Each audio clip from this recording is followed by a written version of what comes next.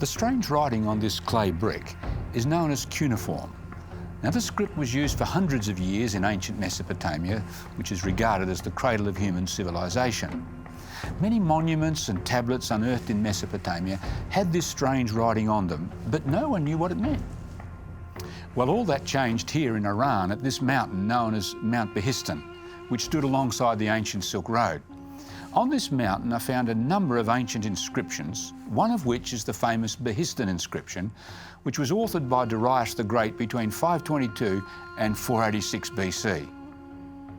The inscription tells the story in 3 languages of how Darius put down multiple rebellions in Persia after the death of Cyrus the Great.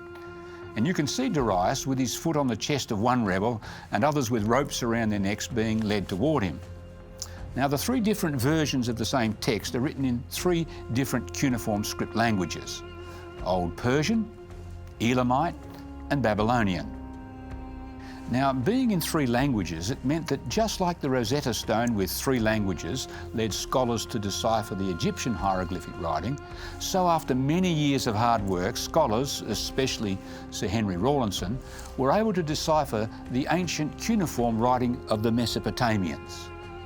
Now they could read the cuneiform on the clay tablets and the walls of the palaces. And as a result, we can now understand much of the history, the culture and religion of the peoples of Mesopotamia, such as the Sumerians, the Assyrians, the Babylonians and the Persians. And as with the deciphering of the Egyptian hieroglyphs, it also demonstrated that the history depicted in the Bible was accurate and not a bunch of fairy tales, myths or legends. For example, this piece of real brick from ancient Babylon has the name of King Nebuchadnezzar of Babylon on it, a man who's mentioned numerous times in the Bible. Then there's this black obelisk of King Shalmaneser III of Assyria. Now you'll notice on one of the panels this man bowing down to the king. Now the cuneiform writing tells us it's King Jehu of Israel, and of course he's mentioned numerous times in the Bible. Also mentioned is a king of Assyria, known as Sargon, who captured the city of Ashdod. However, for a long time, critics of the Bible said this was a myth, a Bible blunder, because they knew of no such king in Assyria. But after deciphering the cuneiform script, one of the first names scholars read on these clay tablets was that of Sargon II.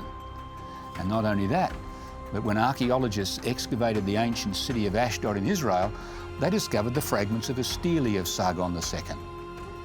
Little wonder, you see, that the great archaeologist W.F. Albright said this about the Bible. In the centre of history stands the Bible. Thanks to modern research, that's archaeology, we can now recognise its substantial historicity, meaning its historical accuracy. To sum it up, he said, we can now treat the Bible from beginning to end as an authentic document of religious history. In other words, this is not a book of myths, of legends and fairy tales. It's a book that is historically accurate. You can trust the Bible. Now, if you want to discover more of the mysteries archaeologists have unearthed, go to our website where you can learn more in our free Digging Up the Past course.